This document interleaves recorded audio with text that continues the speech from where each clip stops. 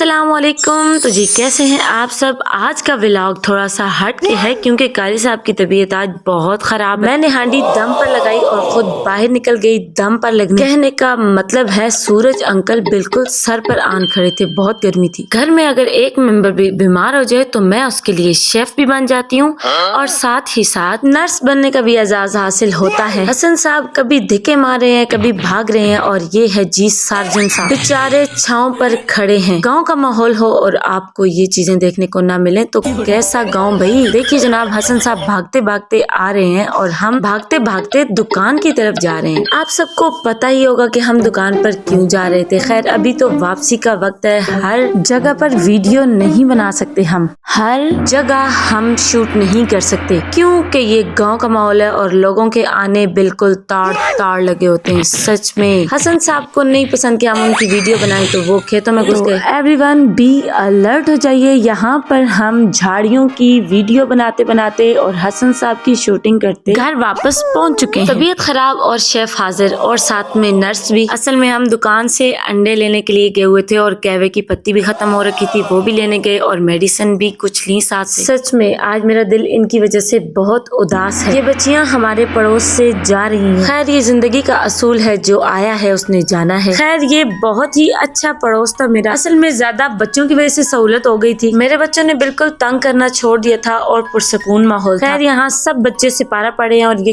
Cute baby doll हमें घूर रही है। तो जी जनाब, फिर हमने सोचा कि छोटी सी बच्चों के लिए पार्टी रख ली जाए। इसके लिए मैंने चिकन मैरिनेट करके रखा और डो तैयार कर ली। यानी कि आज हम बना रहे हैं pizza, homemade pizza done by me, यानी कि मैं बनाऊंगी। कहा था ना कि जरूरत के वक्त मैं शेफ भी बन जाती हूँ। यहाँ पर हम व्हाइट सॉस लगा रहे हैं पिज्जे के ऊपर और इसे बहुत अच्छे तरीके से मैंने लगा लिया। इसी के साथ जनाब मैंने केचप भी इसके ऊपर सारी डोल दी। मेरे कहने का मतलब है सारे पिज्जे के ऊपर हमने केचप भी मल दी, यानी लगा दी। इसी के साथ हमारे पास तैयार था जनाब चिकन शरीफ, जो कि मैं थोड़ी देर पहले मैरिनेट कर भी चुकी थी और साथ में से फ्राई भी कर लिया था, यानी कि ये पिज्जे पर लगाने के लिए रेडी था। हमने बोटियां दूर दूर फैला दी, जैसे क्लास में टीचर बच्चों को दूर दूर बिठाती हैं कि आपस में गपशप मत करना और ध्यान से बैठ के पढ़ो। बच्चे बहुत ही ज्यादा खुश थे कि हमारे लिए पिज्जा तैयार हो रहा है। यहाँ पर एक बहुत ही कीमती बात करती चलूं, हंसी मजाक अपनी जगह, लेकिन अगर कभी जरूरत पड़े तो अपने बच्चों के लिए कोशिश करें खुद घर में चीजें बनाया करें।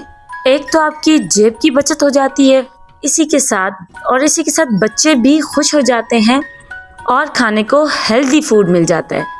क्योंकि ये फास्ट फूड है तो कोई पता नहीं है कि इसको किस तरीके से कहाँ पर आपको बनाकर दिया जा रहा है जनाब। तो अपनी सेहत का भी ख्याल कीजिए, जिंदगी एक मरतबा मिलती है, बार बार नहीं। तो चलिए जी, इसी के साथ साथ हमारा पिज़्ज़ा तकरीबन रेडी हो चुका है। इस जगह मेरे पास ओवन मौजूद नहीं है जनाब, तो फिर मैंने इसको तवे पर बेक किया।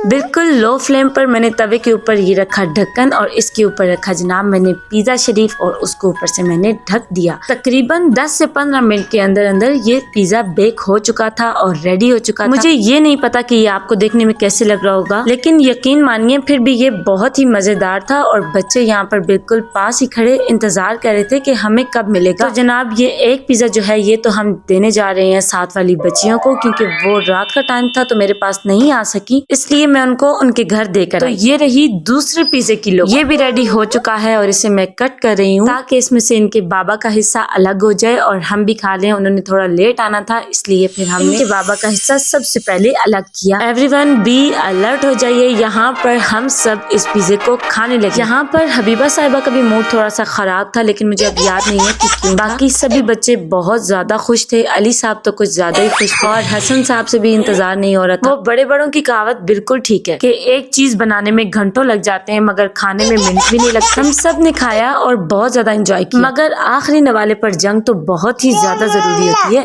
ये आपका है? चलें जी कोई बात नहीं, ये मामला तो हर घर में है तकरीबन, और ये अदालत ना हो तो मामला कैसे हल हो। फिर ये हुआ कि आखिरी नवाले की जंग भी खत्म हुई। हसन साहब ने खाया और फिर राजी हुए। चलें जी, हमने तो हसन साहब को राजी कर दिया, मगर यहाँ हसन की तरह मेरा एक छोटा सा गिला है आपसे कि आप सब मेरी वीडियोस को वॉच भी करते हैं, पसंद भी करते हैं, लेकिन मेरी हौसला अफजाई नहीं करते। तो यही रिक्वेस्ट है, मेरे चैनल को लाइक करें, शेयर और सब्सक्राइब लाजमी करें। ये क्यूट सी बच्ची अपना बैग संभाले खड़ी है कि हम कब जाएंगे, मगर बच्चे हैं, इनको क्या पता कि शिफ्टिंग क्या होती है। खैर ये जब अपने घर गई तो मेरे लिए बहुत रोई कि मैंने आंटी के पास जाना है। हम भी अगले दिन इनसे मिलने के लिए जा रहे हैं। मेरा नबी है वो जिसके लिए मैं कौन सजी है, वो मेरा नबी, मेरा नबी, मेरा नबी है, वो मेरा नबी है।